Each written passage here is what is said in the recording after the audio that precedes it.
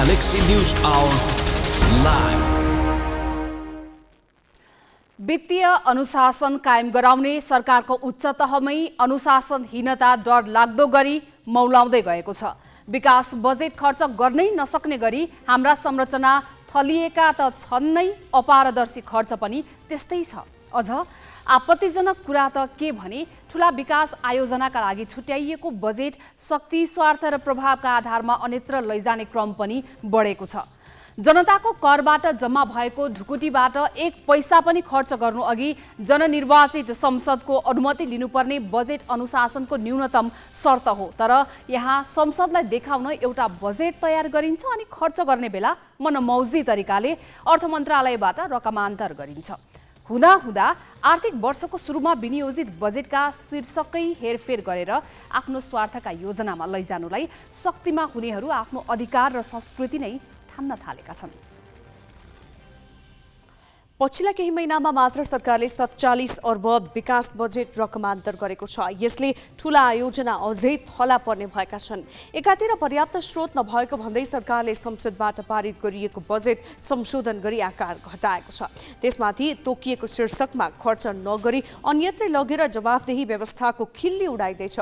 संसदलाई जानकारी नै नदिई गरिने यस्ता रकमान्तरले ठाउँ विशेष र आयोजना विशेषलाई लाभ पुर्याए पनि वित्तीय व्यथितिलाई झन संस्थागत गर्छ। रकमान्तरको झाँगिदो रोग निमिट्यान्न पार्न र अर्थतन्त्रलाई जोगाउनको लागि संसदले भूमिका खेल्न ढिला भइसकेको छ। ग्यालेक्सी न्यूज आवरमा ठूला विकास आयोजनाको बजेट रकमान्तर गरी खुद्री आयोजनामा लगिएको रकमको फेहरिस्त प्रस्तुत गर्नेछौँ।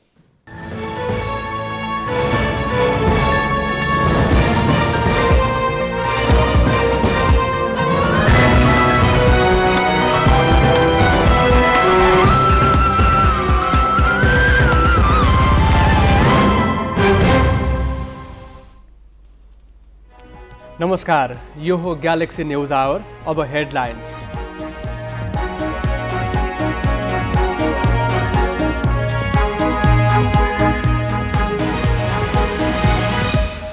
ठूला आयोजनाको 47 अर्ब बजेट काटेर भटाभट खुद्रे योजनामा रकमान्तरण। बूढी गण्डकीको 40 करोड नारायणी तटबन्धमा, बबई सिँचाइको 18 करोड मेलम्ची बजारमा। 10 दलबीच भागबण्डा मिलाउन नसक्दा प्रधानमन्त्रीले गठबन्धनको बैठकै बोलाएनन्। साझेदार दलहरू प्रस्ताव कुर्दै मन्त्री परिषद विस्तार सोमबारसम्म गर्ने दाहालको दाबी। 12-2 को उपनिर्वाचनमा गठबन्धनको साझा उम्मेद्वार बन्न जसपा अध्यक्ष यादवलाई कठिन। यादवको पक्षमा निर्णय नगर्न पार्टी नेतृत्वलाई कांग्रेसका स्थानीय नेताको दबाव।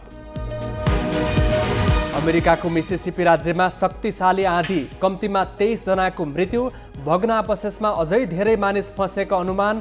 अन्य दक्षिणी राज्य आँधीको जोखिममा। र इटाहरी गोल्ड कपको उपाधि लगातार दोस्रो पटक सगरमाथा युथ क्लबलाई। चर्च बोइज युनाइटेड सडन डेथमा 6-5 गोलले पराजित।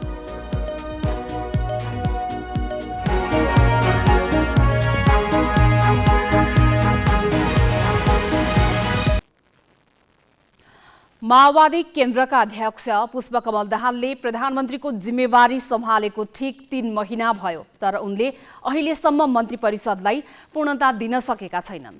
सुरुमा जनता समाजवादी पार्टीको चित्त बुझाउन नसकेर 2 मन्त्रालय आफैसँग राखेका दाहालले राष्ट्रिय स्वतन्त्र पार्टी राप्रपा र एमाले सरकार छाडेपछि 16 मन्त्रालय सम्हाल्नु परिरहेको छ।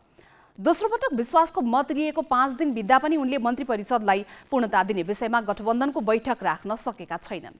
मन्त्री परिषद विस्तारको विषय टुङ्ग्याउनु पर्ने बेला उनी उद्घाटन र भाषणमा व्यस्त बनेका छन्।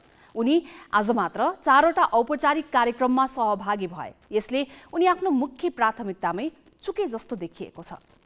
प्रधानमन्त्री पुष्पकमल दाहालले चैत 6 गते विश्वासको मत पाएपछि सरकार अब आरामले चल्ने र मन्त्री परिषद 4 दिनभित्र विस्तार गर्ने भनेका थिए। उनले भनेअनुसार मन्त्री परिषद विस्तारको काम भएन। उनले विश्वासको मत पाएपछि गठबन्धन दलका शीर्ष नेताको बैठक नै राखेका छैनन्। उनले दलका शीर्ष नेतालाई एक्लै भेटे पनि त्यो परिणाममुखी हुन सकेको छैन। गठबन्धनमा 10 दल छन्, तर उनले कुन दललाई कति मन्त्रालय दिने भन्ने प्रस्ताव समेत तयार गर्न सकेका छैनन्। हामीसँग 138 जना भयो भने सरकार बनाउनु पुग्छ। 137 जनाले सरकार बनाउन सक्दैन। त्यो एकजना छ नि 38औं मान्छे, 138औं मान्छे, त्यो त्यति महत्त्वपूर्ण हुन्छ जसको कारणले सरकार बन्छ। हामी पनि त्यस्तै महत्त्वपूर्ण कडीको रूपमा हामी छौँ। हामीले त्यो अनुसारको भूमिका पनि खेलेका छौँ र अप्ठ्यारो अवस्थामा हामीले नै यो अहिलेको समीकरणको एउटा सिर्जनकर्ता र एउटा पिलरको रूपमा हामी छौँ। त्यसो भएको हुनाले माओवादी पार्टीलाई कुन चाहियो, कुन चाहिएन, कुन छोड्ने, कुन समाउने भन्ने खालको कुरा। आज माओवादी प्रधानमन्त्री छ, उसलाई गृह चाहिएको छ। 16 मन्त्रालय अहिले दाहालले नै सम्हालिरहेका छन्। मन्त्रालयका सचिवले जुनसुकै निर्णयका लागि प्रधानमन्त्री कार्यालय धाउनु परेको छ। अर्थतन्त्र सङ्कटग्रस्त रहेका बेला अर्थ मन्त्रालयमा पनि मन्त्री छैन। समस्या समाधानका लागि उद्योगी व्यवसायले हरेक दिन जसो गुहार गरे पनि सरकारले ठोस निर्णय लिन सकेको छैन। यस्तो बेला प्रधानमन्त्री दाहालले सरकारलाई पूर्णता दिन छोडेर भाषण गर्ने कार्यक्रममा समय खर्च गरिरहेका छन्। उनी शनिबार बिहान प्रधानमन्त्री निवास बालुवाटारमा नेपाल आदिवासी जनजाति महासङ्घ किराँत यायोखा किराँत याक्थुम चुम्लुङ नेपाल शेर्पा सङ्घ सङ्घीय लोकतान्त्रिक राष्ट्रिय मञ्च लगायतका संस्थाका प्रतिनिधिसँगको छलफलमा सहभागी भए। यसपछि उनले प्रधानमन्त्री निवासबाट चितवनको भरतपुरमा नेपाल कराते महासङ्घको 7औं प्रशिक्षक प्रशिक्षण तथा मास्टर्स मिट्स प्रतियोगिता भर्चुअल उद्घाटन गरे। भाषण गर्न पनि छुटाएनन्। त्यसपछि उनी बालुवाटारबाट बाहिरिए। उनी नेपाल उद्योग परिसङ्घको महिला नेतृत्व मञ्चले गरेको अन्तर्राष्ट्रिय महिला नेतृत्व शिखर सम्मेलन उद्घाटन गर्न पुगे। त्यहाँ भाषण गरेपछि दाहाल अर्को सार्वजनिक कार्यक्रममा गए। उनी लायन्स क्लब डिस्ट्रिक्ट 325 जेको महाधिवेशन उद्घाटन कार्यक्रममा सहभागी भए। त्यहाँ सामाजिक क्षेत्रमा क्रियाशील सामाजिक संस्थालाई दूर दराजमा पुर्याउन आवश्यक रहेको अभिव्यक्ति दिएर उनी विश्व नेवा दिवसको अवसरमा आयोजित कार्यक्रममा पुगे, जहाँ उनले नेवारहरूको सभ्यता, संस्कृति र इतिहासको विकास तथा सम्वर्धन गर्न अनुसन्धान प्रतिष्ठान बनाउने प्रतिबद्धता व्यक्त गरे। प्रधानमन्त्री दाहाल ती कार्यक्रममा जाने हुँदैन थियो भन्ने होइन, तर उनको प्राथमिकता अहिले सार्वजनिक कार्यक्रममा दौडिएर भाषणमा समय खर्च गर्ने होइन।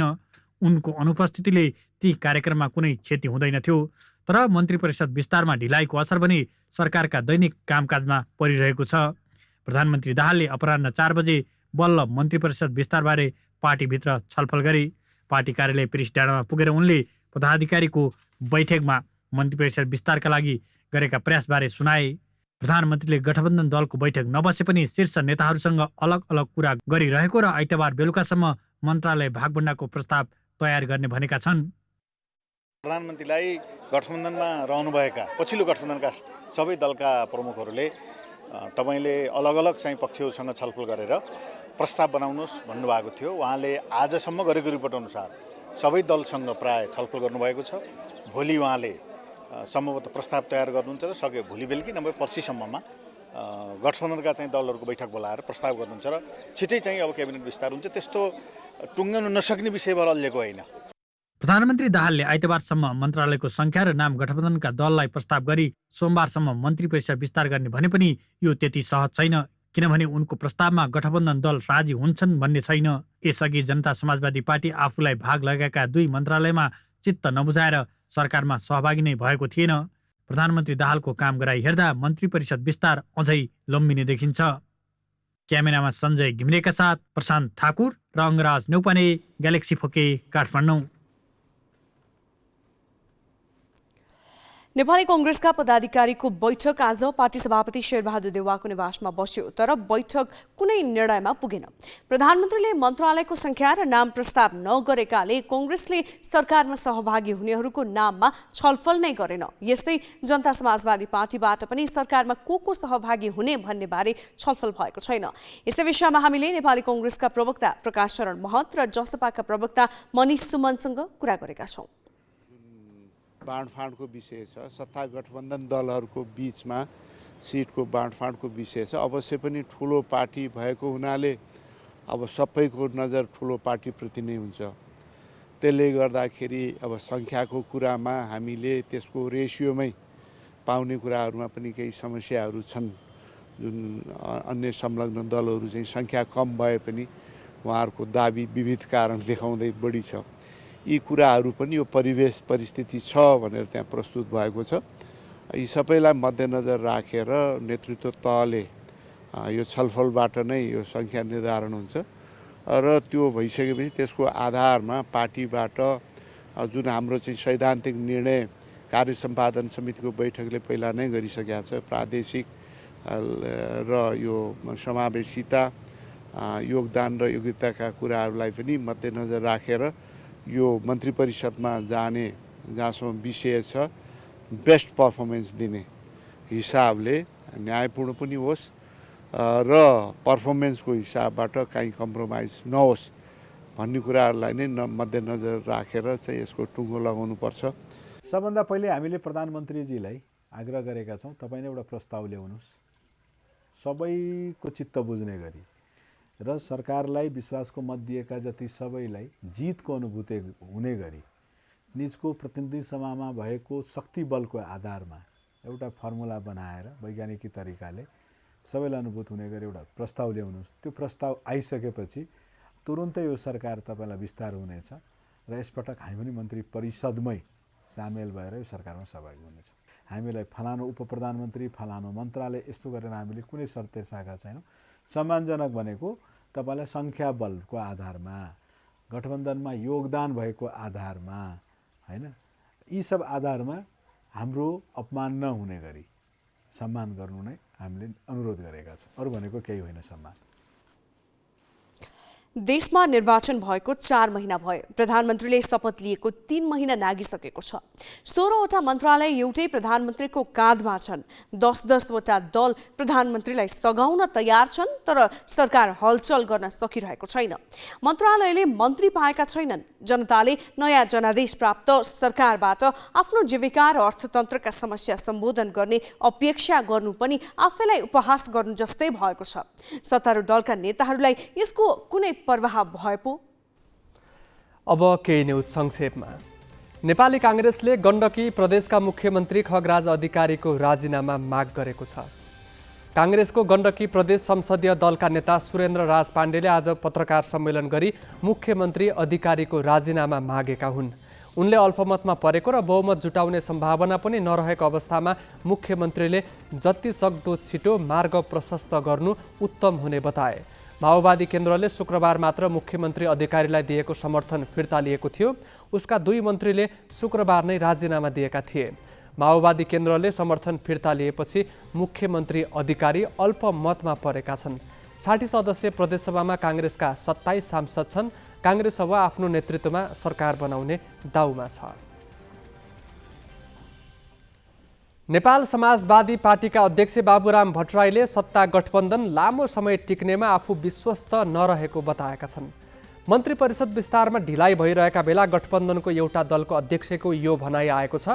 कार्यकर्ता प्रशिक्षणका लागि सुर्खेत पुगेका भट्टराईले आज सञ्चारकर्मीसँग कुरा गर्दै गठबन्धनमा धेरै दल रहेकाले उनीहरूबीच मिलाप भइरहनेमा शङ्का रहेको बताए।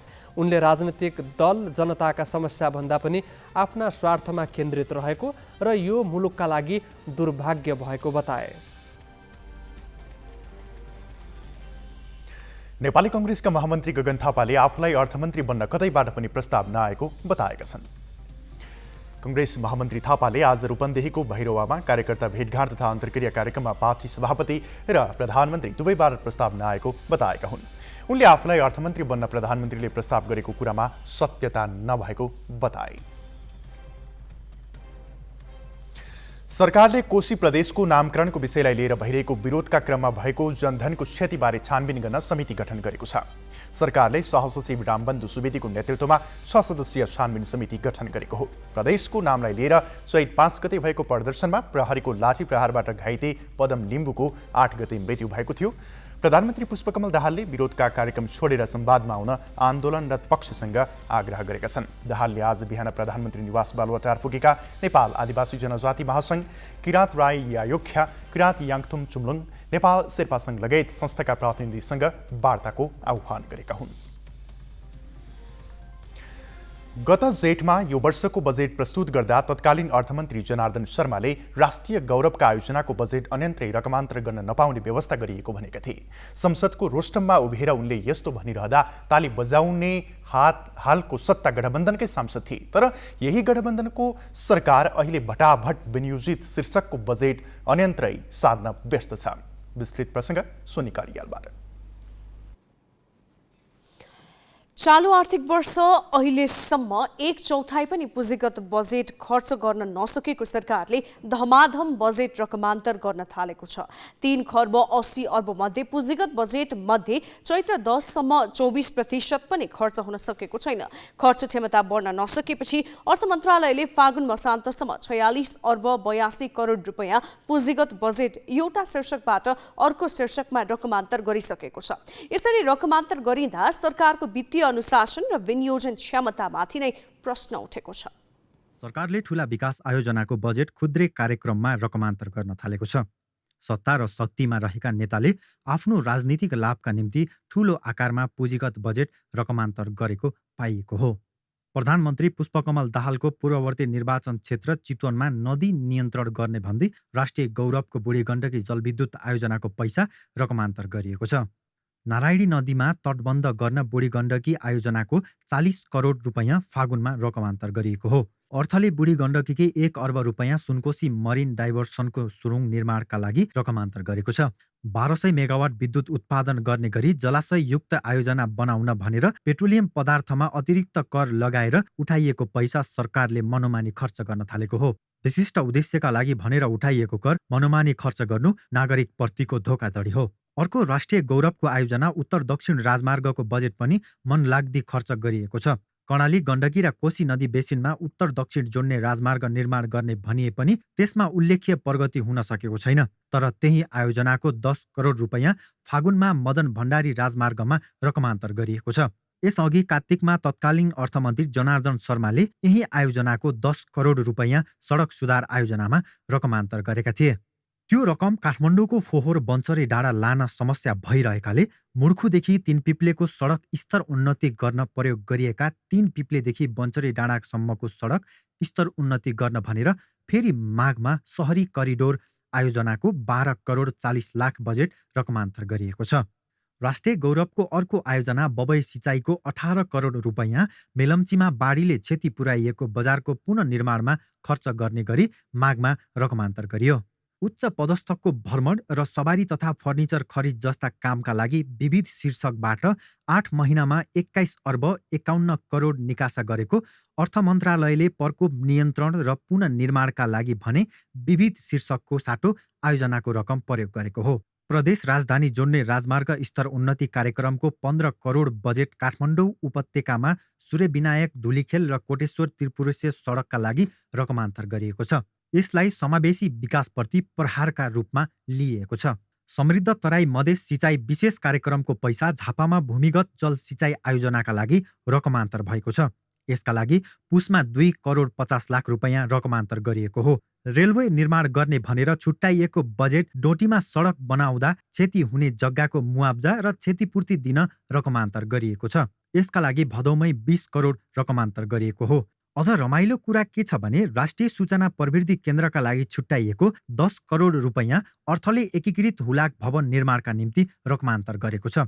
सरकारी निकाय बारम्बार साइबर आक्रमणको शिकार बन्दै जाँदा त्यतातर्फ बजेट बढाउनुको साटो सरकारले विनियोजित बजेट थुतेको हो। यो आर्थिक वर्ष सुरु भए यता अर्थले विभिन्न 13 आयोजनाका लागि छुट्याइएको पुँजीगत बजेट रकमान्तर गरेको छ। पुँजीगत बजेटबाट रकमान्तर गरिएको 46 अर्ब 82 करोड मध्ये 22 अर्ब रुपैयाँ आन्तरिक ऋणको भुक्तानीमा खर्च भएको छ। राजस्व असुली प्रभावित भएर खर्चेको जोहो गर्न समस्या भएपछि सरकारले विकास आयोजनाको रकम ऋण तिर्न प्रयोग गरेको हो।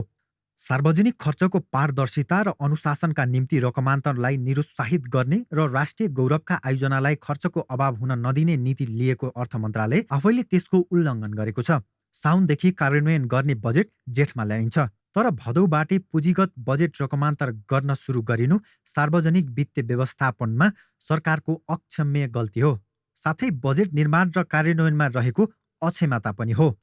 क्यामेरामा सुशील बास्कोटाका साथ अमृत केसी, ग्यालेक्सी फोके, काठमाडौँ। सरकारले कतिपय ठूला र राष्ट्रिय गौरवका विकास आयोजनाका नाममा छुट्याइएको रकम साना तथा टुक्री योजनाका लागि रकमान्तर गर्दा यसले भविष्यमा कस्तो असर पार्ला भनेर हामीले अर्थशास्त्री एवं राष्ट्रिय योजना आयोगका पूर्व सदस्य चन्द्रमणि अधिकारीलाई सोधेका छौँ। गर्ने सिलसिलामा बजेटै नछुट्याइएको शीर्षकमा लगाएर रकमान्तर गर्न पनि पाइँदैन र आर्थिक वर्ष सुरु भइसकेपछि पहिलो चौमासिकभित्र रकमान्तर गर्न पनि पाइँदैन। यी चाहिँ नि वित्तीय अनुशासनको लागि यी आधार तयार गरेर रकमान्तर गर्नुपर्छ। तर अहिले चाहिँ रकमान्तर चाहिँ हाम्रो एक खालको रोग भएको छ के त्यो हरेक साल रकमान्तर हुने र रकमान्तर चाहिँ दुईटा कारणले, एउटा चाहिँ बजेटै वैज्ञानिक नहुने, खर्च नहुने शीर्षकमै बजेट राखिदिने, त्यस कारणले भोलिका दिनमा खर्च नभएपछि अनि त्यो शीर्षकको पैसा चाहिँ प्रभावको आधारमा पावरको आधारमा आफ्नो निर्वाचन क्षेत्रमा लैजाने दृष्टिकोणबाट त्यसरी रकमान्तर गर्ने चलन छ। त्यो चाहिँ गलत हो। महालेखा परीक्षकले बेला बेलामा 20औं वर्षदेखि यस्तो कैफियत बेरुजु देखाइ आएको चाहिँ छ, तर त्यसमा हुनुपर्ने जति सुधार भएको छैन, कहिलेकाहीँ त साबिकभन्दा बढी। र बजेटै नछुट्याएको शीर्षकमा पनि बजेट राखिदिने चलन छ, यो राम्रो होइन। सरकारका यस खालका बेथितीपूर्ण क्रियाकलापमा जवाफदेही बनाउन नसक्नु संसद र सांसदको समेत अकर्मण नेता हो। सरकारका मनमौजी कदममा प्रश्न गर्न नसक्ने पनि के संसद के सांसद। अब केही न्युज संक्षेपमा। काठमाडौँ महानगरपालिकाले बागमती, विष्णुमती लगायत नदी किनारका अनधिकृत संरचना हटाउन 7 दिनको सूचना निकालेको छ। आज एक विज्ञप्ति जारी गर्दै महानगरले नदी किनार र नदी बहाव क्षेत्रका अनधिकृत संरचना हटाउन निर्देशन दिएको हो। सूचनामा 7 दिनभित्र अनधिकृत संरचना नहटाए महानगर आफैले ती संरचना भत्काउने र त्यसको खर्च सम्बन्धित व्यक्तिबाट उठाउने भनिएको छ। यसअघि पनि महानगरले नदी किनारका अनधिकृत संरचना हटाउन पटक पटक सूचना जारी गरेको थियो। म्याग्दीको ग्रामीण क्षेत्रका सडकमा यातायात व्यवसायीले मनोमानी भाडा असुल्ने गरेका छन्। यातायात भाडा दर निर्धारण, समायोजन र कार्यान्वयनमा तालुकदारको उदासीनताका कारण नागरिक महँगो भाडा तिर्न बाध्य बनेका छन्। बेनी, अर्थुङ्गे लगायत म्याग्दीका अधिकांश सडकका पालिका, जिल्ला प्रशासन र यातायात व्यवसायी बीचको समझदारीमा भाडा दर निर्धारण भएको छ, तर त्यसको कार्यान्वयनमा तालुकदारले चासो नदिएको सर्वसाधारणले गुनासो गरेका छन्। बेनी बजारबाट काठमाडौँ पुग्न भन्दा म्याग्दीकै गाउँ पुग्न बढी भाडा तिर्नुपर्ने बाध्यता छ। अमेरिकाको मिसिसिपी राज्यमा शुक्रबार राति आएको शक्तिशाली आँधीका कारण कम्तीमा 23 जनाको ज्यान गएको छ। आँधीका कारण भत्किएका भग्नावशेषभित्र अझै धेरै मानिस फँसेको अनुमान त्यहाँका सुरक्षा अधिकारीहरूले गरेका छन्। ट्विस्टर नाम दिएको आँधीले धेरै ग्रामीण सहरहरूमा विनाश निम्ति आएको बताइएको छ। आँधीले रुखहरू र बिजुली प्रसारण लाइनहरूमा क्षति पुगेको छ। 10,000 नागरिक बिजुलीविहीन भएको त्यहाँको सञ्चार माध्यमहरूले जनाएका छन्। अन्य दक्षिणी राज्य पनि आँधीको जोखिममा रहेको अधिकारीहरूले बताएका छन्। आँधीपछि गल्फको बल आकारमा असिना धेरै क्षेत्रमा भारी वर्षा भएको बीबीसीले उल्लेख गरेको छ। अमेरिकाको राष्ट्रिय मौसम सेवाले आँधी आउन सक्ने भन्दै यसअघि नै चेतावनी दिएको थियो। आँधीले घरको छाना, झ्याल र छतहरू उडाएर निकै माथि आकाशमा पुर्याएको बताइएको छ। स्थानीय बासिन्दाले त्यस्तो आँधी जीवनमा यसअघि कहिल्यै नदेखेको प्रतिक्रिया दिएका छन्। चलचित्र होटेल रुवान्डामा नायकको रूपमा देखाइएका पौल रुसेस्वागिना जेल मुक्त भएका छन्। 2 वर्ष अघि उनलाई रुवान्डाको एक अदालतले आतंकवादको अभियोगमा 25 वर्षको जेल सजाय सुनाएको थियो। रुसेस्वागिनाको सजाय राष्ट्रपतिको आदेशमा घटाइएको अधिकारीले बताएका छन्। 68 वर्षीय रुसेस्वागिनालाई सन् 1994 मा भएको नरसंहारमा करिब 1200 मानिसलाई बचाएको श्रेय दिइन्छ। अमेरिकी राष्ट्रपति जो बाइडेनले उनको रिहाईलाई खुसीको खबर भनेका छन्। रुसेस्वागिनालाई रिहा गर्न कतारले मध्यस्थता गरेको थियो। उनी 2009 देखि अमेरिकामा बस्दै आएका थिए। सन् 1996 मा रुवान्डा छोडेका उनले 1 दशक गुमनाम रूपमा बेल्जियमको राजधानी ब्रसेल्समा ट्याक्सी चलाएका थिए। बाइडेन प्रशासनको दबावपछि उनको सजाय घटाइएको अधिकारीहरूले बताएका छन्। उनी रुवान्डाका राष्ट्रपति पौल कागामेको कडा आलोचक थिए। 2018 को एक भिडियोमा रुसेस्वागिनाले रुवान्डामा परिवर्तन ल्याउनको लागि आह्वान गरेका थिए। उनी 2020 मा पक्राउ परेका थिए। बाँकी प्रसङ्ग स्मृति मल्लबाट।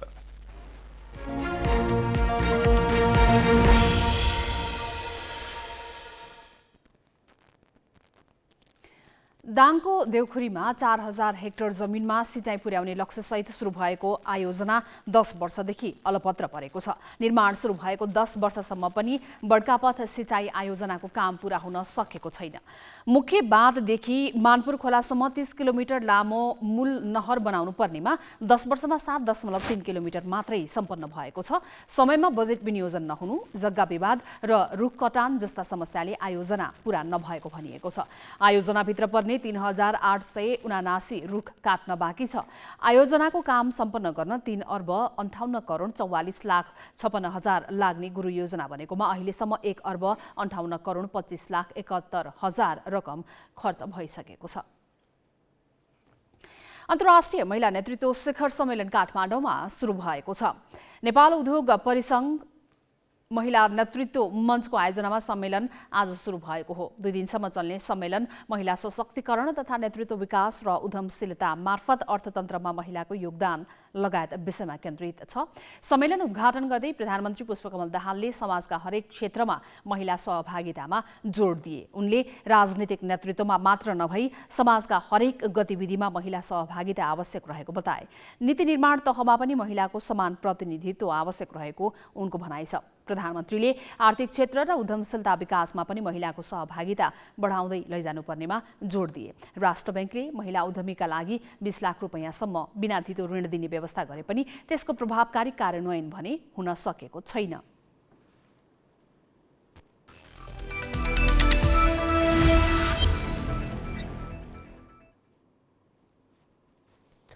प्रधानमन्त्री त्रिदेशीय कपमा लाओसले भुटानलाई 2-1 गोलले पराजित गरेको छ। दशरथ रङ्गशालामा आज साँझ भएको खेलमा बोनपाचन बोनकोको 2 गोलको मद्दतमा लाओस विजय भएको हो। लाओसले खेलको 23औं मिनेटमा नै अग्रता लिएको थियो। 34औं मिनेटमा भुटानले बराबरी गोल फर्काए। कप्तान चेन्चो ग्यालेन्सले गोल गर्दै भुटानलाई खेलमा फर्काएका थिए। 71औं मिनेटमा बोनपाचानले व्यक्तिगत दोस्रो गोल गरे। त्यसपछि दुवै देशका खेलाडीले गोल गरेनन्। पहिलो खेलमा लाओस नेपालसँग 2-0 गोलले पराजित भएको थियो। समूह चरणको अन्तिम खेलमा मंगलबार नेपाल र भुटान भेट्नेछन्। लीग चरणका शीर्ष 2 टोलीले उपाधिका लागि शुक्रबार प्रतिस्पर्धा गर्नेछन्। Sagarmatha youth club Itahari world कपको च्याम्पियन बनेको छ। इटहरी रङ्गशालामा आज भएको फाइनलमा चर्च बोइज युनाइटेडलाई सडन डेथमा 6-5 गोलले पराजित गर्दै सगरमाथा युथ क्लब लगातार दोस्रो पटक च्याम्पियन बनेको हो। निर्धारित समयको खेल गोल रहित बराबरीमा सकिएको थियो। खेलको निर्णयको लागि गरिएको पेनाल्टी सुटआउटमा दुवै टोलीका खेलाडीले 5-5 गोल गरे। त्यसपछि खेल सडन डेथमा पुग्यो। सडन डेथमा चर्च बोइजका मनोज राईको प्रहार पोस्टबाट बाहिरियो उता सगरमाथाका महेन्द्र कार्कीले गोल गरे। च्याम्पियन सगरमाथाले उपाधिसँगै 10 लाख रुपैयाँ पुरस्कार पाए। उपविजेता चर्च बोइजले 5 लाख रुपैयाँमा चित्त बुझाए। सगरमाथाका कप्तान महेन्द्र कार्की प्रतियोगिताका उत्कृष्ट खेलाडी घोषित भए। उनले 1 लाख रुपैयाँ पाए। नेपाल पुलिस क्लब मुख्यमन्त्री सुदूरपश्चिम खप्तड गोल्ड कपको क्वार्टर फाइनलमा पुगेको छ। धनगढी रङ्गशालामा आज भएको खेलमा दार्जिलिङको जर्जियन एफसीलाई पेनाल्टीमा पराजित गर्दै नेपाल पुलिस क्वार्टर फाइनलमा प्रवेश गरेको हो। खेलको 8औं मिनेटमा मनोज राईको आत्मघाती गोलमा जर्जियनले अग्रता लिएको थियो। पहिलो हाफ सकिन 3 मिनेट बाँकी रहँदा पुलिसका भोला सिलवालले बराबरी गोल फर्काए। निर्धारित समयमा 1-1 गोलको बराबरी भएपछि खेल पेनाल्टी सुटआउटमा पुगेको थियो। पेनाल्टीमा पुलिसले जर्जियालाई 3-0 गोलले पराजित गर्यो। सेमिफाइनल प्रवेशका लागि पुलिसले चैत्र 14 गते आयोजक सुदूरपश्चिम 11 सँग प्रतिस्पर्धा गर्नेछ। त्रिभुवन आर्मीका मुकेश पाल र नेपाल पुलिसकी राजपुरा परछाईले चौथो वीर गणेश मानसिंह 10 किलोमिटर रोड रेसको उपाधि जितेका छन्। आज काठमाडौँमा भएको दौडमा मुकेशले निर्धारित दूरी 31 मिनेट 21.76 सेकेन्डमा पूरा गर्दै उपाधि जितेका हुन्। एपीएफका गोपीचन्द्र पार्की दोस्रो भए। साबिक विजेता गोपीले 31 मिनेट 38.68 सेकेन्डमा दौड पूरा गरे। आर्मीका दीपक अधिकारी तेस्रो भए। महिलातर्फ उपाधि जित्ने क्रममा राजपुराले 36 मिनेट 43.2 सेकेन्डमा दौड पूरा गरिन्। पुलिसकै राममाया बुढा दोस्रो र एपीएफकी पुष्पा भण्डारी तेस्रो भए। प्रतियोगितामा पहिलो भएका मुकेश र राजपुराले जनही 60,000 रुपैयाँ प्राप्त गरेका छन्। कोर्स रेकर्ड बनाएकी राजपुराले थप 10,000 रुपैयाँ प्राप्त गरिन्। APF club Lalitpur mayor cup महिला टी20 क्रिकेट प्रतियोगिताको फाइनलमा प्रवेश गरेको छ। त्रिवी मैदानमा आज भएको खेलमा कोशी प्रदेशलाई 7 विकेटले पराजित गर्दै एपीएफ एक खेल अगावै फाइनल प्रवेश गरेको हो। प्रतियोगितामा एपीएफको यो लगातार तेस्रो जित हो। टस जितेर ब्याटिङ गरेको कोशीले 20 ओभरमा 5 विकेट गुमाएर 87 रन जोड्यो। काजल श्रेष्ठले 29, कप्तान रुबिना छेत्रीले 22 र अप्सरी बेगमले 22 रन जोडे। सीता राणा मगरले 3 विकेट लिन। 88 रनको लक्ष्य एपीएफले 18 ओभर 1 बलमा 3 विकेट गुमाएर पूरा गर्यो। कप्तान सीताले 19 र इन्दु वर्माले 18 रन जोडे। ममता चौधरी 21 रनमा अभिजित रहिन्।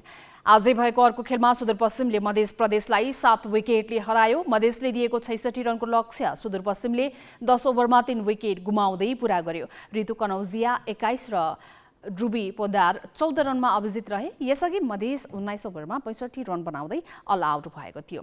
3 खेलमा 2 जितपछि सुदूरपश्चिम 4 अङ्कसहित दोस्रो स्थानमा छ। लिग चरणको शीर्ष 2 टोलीले उपाधिका लागि प्रतिस्पर्धा गर्नेछन्। सीता राणा मगर नेपाली क्रिकेटमा सशक्त खेलाडी हुन्। उनले क्रिकेट खेल्न थालेको करिब 2 दशक भयो। 17 वर्षदेखि निरन्तर राष्ट्रिय टोलीबाट खेलिरहेका छन्। आफूसँग खेल्न सुरु गरेका कतिपय खेलाडीले क्रिकेट छोडिसक्दा उनी भने अहिले पनि उच्च फर्ममा छिन्। काठमाडौँमा जारी मेयर्स कपमा सीताकै शानदार प्रदर्शनमा लगातार तेस्रो खेल जितेर एपीएफले फाइनलमा स्थान बनाएको छ। 17 वर्षदेखि निरन्तर राष्ट्रिय टोलीबाट खेलिरहेकी सीतामा कति पनि थकान देखिँदैन। उनी एकपछि अर्को खेलमा थप मेहनत गर्छिन्। त्यो मेहनत जारी प्रतियोगितामा देखिएको छ। एपीएफले मध्य प्रदेश विरुद्धको पहिलो खेलमा 59 रनको लक्ष्य पाउँदा सीता एक्लैले अभिजित 45 रन बनाइन्। त्यो खेलमा उनले 3 विकेट पनि लिइन्। उनी नेपाली महिला क्रिकेट इतिहासकै सफल अलराउन्डर हुन्। दोस्रो खेलमा एपीएफले 9 राष्ट्रिय खेलकुदको च्याम्पियन सुदूरपश्चिम प्रदेशलाई 15 रनले हराउँदा पनि सीताको प्रदर्शन उत्कृष्ट रह्यो। उनले अभिजित 53 रन जोडिन्। शनिबार कोशी प्रदेश विरुद्धको तेस्रो खेल एपीएफले जित्दा पनि सीता ब्याटिङ र बलिङ दुवैतर्फ छाइन्। 88 रनको लक्ष्य पूरा गर्दा 19 रन जोडेकी उनले 4 ओभरमा 11 रन खर्चेर 3 विकेट लिइन्। जारी प्रतियोगितामा उनी 3 वटै खेलमा प्लेयर अफ द म्याच बनेकी छिन्। वुमन अफ द म्याच हुन्छु नै भनेर चाहिँ कहिले पनि खेल्दिनँ होइन। अब आफ्नो बेस्ट दिन्छु होइन। अब किनभने अब एजको पनि कुरा आइसक्यो। एज डजन्ट म्याटर भन्छन् नि त। सो अब बाहिरबाट प्रेसर त आइरहेको हुन्छ नि त। एजले म्याटर गर्दैन भनेर प्रुफ गर्नु पनि छ नि त मलाई। किनभने अब 31 भइसक्यो म। अब प्रेसर त आउँछ कतिबाट। सो आफूलाई चाहिँ भने मैले हिजो पनि भने आफू खेलुन्जेल चाहिँ राम्रो खेल्छु भनेर चाहिँ प्रदर्शन मेरो राम्रो भइरहेको हो। एपीएफका 3 वटै जितमा सीताको प्रदर्शन उल्लेख्य रह्यो। तैपनि उनी युवा खेलाडीले चुनौती दिन सक्नेमा सजग छिन्। त्यसैले 31 वर्षीय सीता पहिले भन्दा थप मेहनत गर्छिन्। त्यसो त उनी हाबी हुँदा एपीएफका अन्य ब्याटरले जारी प्रतियोगितामा खासै मौका पाएका छैनन्। राष्ट्रिय टोलीमा ओपनरको जिम्मेवारी पाउन छाडेकाले पनि उनले अहिले सुरुमै ब्याटिङ गर्ने गरेकी हुन्। अगाडि ओपनिङ ब्याटर थिए तर मैले पाएको छुइनँ नि त। सो अब त्यो फाइट गर्नको लागि मैले के गर्नुपर्छ भने मैले हार्डवर्क गरेको छु र अहिले म्याचमा मैले पर्फर्मेन्स दिइराखेको छु नि त एज अ ओपनर। सो जुनियरलाई चाहिँ मलाई चाहिँ के लाग्छ भने जहिले पनि अब जुनियरको त एज छ होइन। उनीहरू यतिकै राम्रो छ। उनीहरूले 100% दिन्छ भने मैले चाहिँ जहिले पनि 200% चाहिँ गर्नुपर्छ। So that I can beet them भनेर चाहिँ म चाहिँ लागि पर्छु। सो त्यही भएर चाहिँ म अहिलेसम्म टिकेको जस्तो लाग्छ। जारी प्रतियोगितामा उनी सर्वाधिक रन बटुल्ने र विकेट लिने खेलाडी हुन्। उनी माथि एपीएफलाई उपाधि दिलाउने चुनौती छ।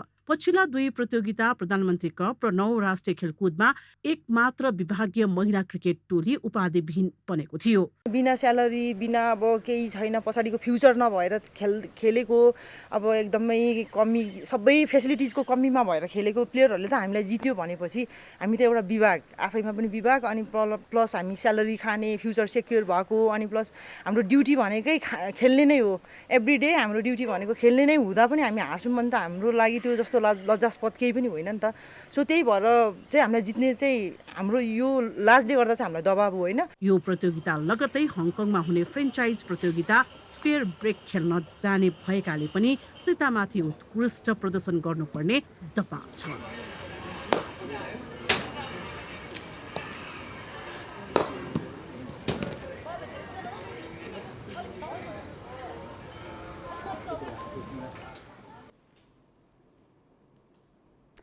मुलुकमा यति बेला खेलकुदको सिजन छ। नेपाली क्रिकेट टोलीले पाएको ऐतिहासिक सफलतापछि अझै खेलतर्फ सर्वसाधारणको चासो बढ्न थालेको छ। त्यसका विभिन्न स्थानमा धमाधम फुटबलको आयोजना भइरहेका छन्। दिवा फुटबलले मात्रै प्राथमिकता पाइरहेको समयमा वरङको विराटनगरमा जारी रात्रिकालीन फुटबलले खेलकुद क्षेत्रमा रौनक थपेको छ। पूर्वाधार अभावका कारण काठमाडौँको दशरथ रङ्गशाला बाहेक रात्रिकालीन खेलकुदको विकल्प नरहेको अवस्थामा विराटनगरमा सञ्चालन भइरहेको विराट गोल्ड कपले रौनकता थपेको छ। महेन्द्र गोल्ड कपलाई परिमार्जन गरी आयोजना हुँदै आएको विराट गोल्ड कप केही वर्ष यता रात्रिकालीन रूपमा सञ्चालन हुँदै आएको छ, जसले कामकाजीलाई समेत फुर्सदको समयमा मनोरञ्जन दिएको छ। साँझको शीतलतामा प्रतियोगिताको मज्जा लिन पाउँदा दर्शक पनि दङ्ग छन्। धेरै नै फरक छ। अब दिउँसोमा कस्तो हुन्छ नि, काम हुन्छ, के हुन्छ, आफू व्यस्तता भइराखिन्छ होइन। अब रात्रिकालीनमा चाहिँ के हुन्छ नि, कामसाम सकेर एउटा के भन्छ ह्याङआउट गर्ने होइन, एउटा के भन्छ आनन्द, एउटा जोस जाँगर छ त अब रमाइलो गर्न, एउटा साथी भाइहरूसँग बसेर इन्टरटेन गर्नको लागि एकदमै राम्रो इन्भाइरोमेन्ट हुन्छ क्या राति। अनि फेरि मौसम पनि ठिक हुन्छ। दिउँसो भयो गर्मी, अब गर्मी सुरु हुँदैछ अनि अहिले चाहिँ मौसमलाई पनि एकदम मजा आउँछ कि यो मौसममा पनि। रात्रिकालीनमा हुँदाखेरि चाहिँ धेरैजनाले हेर्ने सुविधा पाउनुभएको छ। अफिसको काम, घरको काम सकेर समय मिलाएर आउन पाउँदाखेरि सबैलाई सुविधा भएको छ। विराटनगरमा 2074 सालमा पहिलो पटक रात्रिकालीन फुटबल प्रतियोगिता आयोजना भएको थियो। बाँसको पोलमा अस्थायी रूपमा फ्लडलाइट जडान गरेर सुरु गरिएको प्रतियोगिता यति बेला व्यवस्थित बनेको छ। गर्मीका कारण दिवाकालीन प्रतियोगिता गर्न चुनौतीका रूपमा रहेको विराटनगरको शहीद रङ्गशालामा प्रदेश सरकारले 5 करोडको लागतमा लाइटसँगै आवश्यक पूर्वाधार तयार गर्न सहयोग गरेसँगै सहजता भएको आयोजक बताउँछन्। रात्रिकालीन त झन् यसमा हाम्रो विराट गोल्ड कपको चामै भनेको नै रात्रिकालीन हो। किन नेपालमा धेरै रात्रिकालीन फुटबल हुँदैन। एउटा ए डिभिजन होला, एउटा एनएसएल नेपाल सुपर लिग भएको थियो, त्यो बाहेक अन्य धेरै मफसलहरू हुँदैन रात्रिकालीन। तर विराटनगरमा एउटा कल्चर छ रात्रिकालीन फुटबलको, त्यसले गर्दाखेरि यो च्यालेन्ज भन्दाखेरि पनि यसले त हामीलाई बुस्ट दिन्छ। विराट गोल्ड कपलाई विराटनगर महानगरपालिकाले स्वामित्व लिएको छ। आयोजकको रूपमा रहेको विराट गोल्ड कप फुटबल ट्रस्टको संयोजकमा महानगर प्रमुख आफै छन्। प्रतियोगितामा 6500 क्षमताको प्याराफिटमा उत्साहजनक संख्यामा दर्शक पाउँदा खेलाडीमा पनि थप हौसला मिलेको छ। रात्रिकालीन खेल हुँदा गर्मीको समस्या नहुने र खेल्न सहज हुने खेलाडी बताउँछन्। रात्रिकालीनमा एकदमै राम्रो हुन्छ, एकदम हामीलाई खेल्न पनि एकदम जोस जागर आउँछ। रात्रिकालीनमा अब घामको अलिकति होइन टायर्डनेस हुँदैन। दिनमा चाहिँ अलिकति घामले गर्दा अलिकति गाह्रो हुने सम्भावना ज्यादा हुन्छ। यहाँनिर अलिकति अहिले ग्राउन्ड पनि राम्रो छ, फ्लडलाइट पनि राम्रो छ। त्यही अनुसार हामीले अब टिम पनि अहिले आज सबैले मेहनत गरेर खेल्दा यहाँ पनि सजिलै भयो आज। बिहिबारबाट सुरु भएको विराट गोल्ड कप आगामी चैत 17 गतेसम्म सञ्चालन हुनेछ।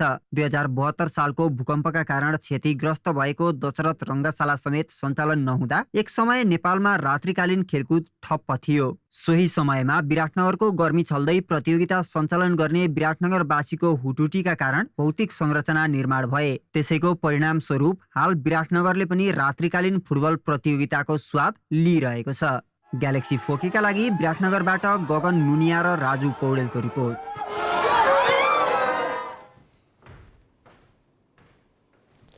नेपालमा वर्षेनी 69,000 क्षयरोगका नयाँ बिरामी भेटिने गरेका छन्। यो माइक्रोब्याक्टेरियम ट्युबरक्लोसिस नामक कीटाणुबाट सर्ने रोग हो। श्वास प्रश्वासको माध्यमबाट सर्ने क्षयरोगका कारण वार्षिक 17,000 मानिसको मृत्यु हुने गरेको तथ्याङ्कले देखाउँछ। क्षयरोगले विशेष गरी फोक्सोमा बढी असर गर्छ। फोक्सोमा हुने क्षयरोग छिटो निको पनि हुन्छ। फोक्सो बाहेक ग्रन्थि, ढाडको हड्डी, मृगौला, आन्द्रा, मस्तिष्क, गर्भाशयमा समेत क्षयरोगको संक्रमण देखिने गरेको छ। नियमित औषधि सेवनबाट क्षयरोग निको हुने भए पनि पछिल्लो समय क्षयरोग औषधि प्रतिरोधी क्षयरोग देखिन थालेको छ। औषधिले काम नगर्ने अवस्था किन आउँछ, क्षयरोगको प्रकोप किन बढिरहेको छ भनेर हामीले छातीरोग विशेषज्ञ डाक्टर नवीन मिश्रलाई सोधेका छौँ। मा कीटाणु गएको छ भने 5 देखि 10% मात्रै यो रोगमा परिणत हुन्छ, तर त्यो व्यक्तिभित्र चाहिँ कीटाणु रहिरहन्छ। त्यसलाई शरीरको जुन लड्ने क्षमता हुन्छ, इम्युन सिस्टम, त्यसले चाहिँ दबाएर सप्रेस गरेर राखेको हुन्छ र जति बेला फेरि त्यही व्यक्तिको इम्युन सिस्टम कमजोर हुन्छ, अरू रोगहरूले च्याप्छ, त्यति बेला क्षयरोग देखिन सक्छ। सो यो संक्रमक अरू व्यक्तिबाट सर्ने रोग हो। इन्हेल गरेर चाहिँ ड्रपलेट न्युक्लियाई जुन कफ गर्दाखेरि निस्किन्छ त्यसलाई इन्हेल गर्दाखेरि सर्ने रोग हो। 2 हप्ते खोकी लाग्ने ज्वरो आउने, तौल घट्ने, खखार आउने, तौल घटेर जाने होइन, अनि खखारमा कहिलेकाहीँ रगत देखिने, राति पसिनाहरू आउने होइन, यी प्रमुख चाहिँ कमन लक्षणहरू यी नै हुन्। त्यस पछाडि चाहिँ अब कोही फोक्सोको मात्रै नभएर अरू अङ्गहरूको पनि हुनसक्छ। अब कुनै पर्टिकुलर अङ्गको मात्रै, जस्तै भनौँ न ग्ल्यान्ड टिबी हामी भन्छौँ, यदि त्यस्तो रहेछ भने त्यो ग्ल्यान्ड सुन्निएर आउने, तर त्यो सुन्निएको हुन्छ, दुख्दैन, तर ठुलो भएको हुन्छ होइन, अनि ज्वरो अलिअलि आउने, तौल घट्ने, खाना रुचि नदिने, यी लक्षणहरू चाहिँ बाँकी हुन्छ। मस्तिष्क, मुटु, बोनहरू होइन, जोर्नीहरू, ग्ल्यान्ड, यी सबै एक्स्ट्रा पल्मोनरी भयो। अर्को भनेको जुन औषधि टिबीको लागि प्रयोग गर्छौँ त्यो औषधि सेन्सिटिभ कीटाणु छ कि त्यो औषधि काम नलाग्ने कीटाणु छ। So drug sensitive TB, drug resistance TB. Drug resistance छ भने एउटा मात्रै ड्रगले काम नगर्ने हो कि दुईटाले काम नगर्ने हो कि अरू त्योभन्दा बढी ड्रगले काम नगर्ने हो, त्यो हिसाबले क्लासिफाई गर्छौँ। 2 तेस्रो भनेको तपाईँको एचआइभी लागेको व्यक्तिमा टिबी भएको हो कि एचआइभी नलागेको व्यक्तिमा टिबी भएको हो, त्यसरी पनि क्लासिफाई गरिन्छ। ड्रग सेन्सिटिभ टिबीमा 90% निको हुन्छ यदि उहाँले औषधि बिचमा छुटाउनु भएन, अरू कोमोर्बिडिटिजहरू त्यस्तो छैन भने 90% निको हुन्छ। यो ड्रग रेजिस्टेन्स टिबीमा अलि सक्सेस रेट चाहिँ कम छ, म्याक्सिमम 70% सक्सेस रेट चाहिँ गएको छ, अर्थात् बाँकी 30 जनालाई अझ पनि निको भइराखेका छैनन्। त्यसमा पनि ड्रग रेजिस्टेन्स अब कुन खाले, एउटा मात्रै रेजिस्टेन्स हो कि दुईटा कि तीनटा कि चारवटा, त्यसमा भर पर्छ। सबभन्दा कमन साइड त ग्रन्थीको टिबी हुने भनेको घाँटी नै हो, त्यस पछाडि चाहिँ छातीभित्रको ग्रन्थीहरूमा हुने हो होइन, लिम्फ नोडहरू हो। त्यहाँ चाहिँ यदि पिप जमिया छ, पिप तान्न सकेका छैन भने, बाहिर छ भने त सिरिन्जले तानिन्छ होइन, तर भित्रको त तान्न अलिक गाह्रै छ। त्यसमा पनि रिसोर्स लिमिटेड राष्ट्रहरू नेपाल जस्तोमा, जहाँ कि सबै ठाउँमा त्यो प्रविधि उपलब्ध छैन, काठमाडौँ बाहिर जानुभयो भने सकिँदैन छातीभित्र को ग्रन्थीहरूको पिप तान्न होइन तत्काललाई। त्यस्तोमा चाहिँ पिप रहिरहन्छ भने यो अलिकति ट्रिटमेन्ट ड्युरेसन चाहिँ बढ्न सक्छ होइन, तर चाहिँ निको नै नहुने भन्ने छैन, सक्सेस रेट त राम्रै छ। यो निको हुने रोग भए तापनि यसमा चाहिँ औषधि टुटाउनु भएन, नियमित 6 महिना औषधि खाने, औषधिको कुनै साइड इफेक्ट देखियो भने आफ्नो स्वास्थ्य चौकी वा चिकित्सकसँग परामर्श लिने, खाना जेसुकै खाए पनि भयो, जति खाए पनि भयो, थोरै थोरै खाने, पटक पटक खाने। किन भन्दाखेरि खानु भएन भने टिबीको औषधि कडा खाले हुन्छ, एउटै ट्याब्लेटमा 4 थरीको औषधि मिसिएको हुन्छ, त्यसले गर्दा उसको साइड इफेक्ट युजुअली बान्ता आउने, वाक लाग्ने, पेट दुख्ने, खाना रुचि नदिने चाहिँ हुन्छ। त्यो साइड इफेक्टहरू कम गर्न चाहिँ खाना नै मेन जरिया हो, अर्थात् खाना तपाईँले जे मनपर्छ खानुहोस्। अब त्यो जङ्क फुड खानुहोस् भनेको होइन, घरमा हामीले खाने ताजा तिलो कुराहरू चाहिँ खानु पर्यो। हामी ग्यालेक्सी न्युज आवरको अन्त्यमा छौँ। जाँदा जाँदै हेडलाइन्स।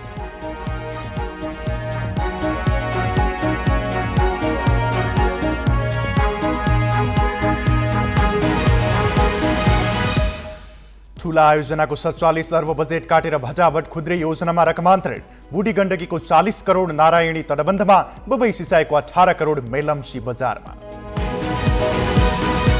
10 दलबीच भागबण्डा मिलाउन नसक्दा प्रधानमन्त्रीले गठबन्धनको बैठकै बोलाएनन्। साझेदार दलहरू प्रस्ताव कुर्दै मन्त्री परिषद विस्तार सोमबारसम्म गर्ने दाहालको दाबी। 12-2 को उपनिर्वाचनमा गठबन्धनको साझा उम्मेद्वार बन्न जसपा अध्यक्ष यादवलाई कठिन। यादवको पक्षमा निर्णय नगर्न पार्टी नेतृत्वलाई कङ्ग्रेसका स्थानीय नेताको दबाव। अमेरिकाको मिसिसिपी राज्यमा शक्तिशाली आँधी, कम्तीमा 23 जनाको मृत्यु, भग्नावशेषमा अझै धेरै मानिस फँसेको अनुमान, अन्य दक्षिणी राज्य आँधीको जोखिममा। र इटहरी गोल्ड कपको उपाधि लगातार दोस्रो पटक सगरमाथा युथ क्लबलाई। चर्च बोइज युनाइटेड सडन डेथमा 6-5 गोलले पराजित।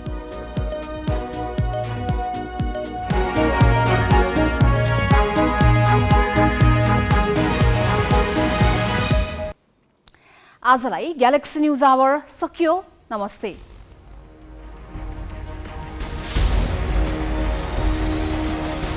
This is Galaxy News Hour Live.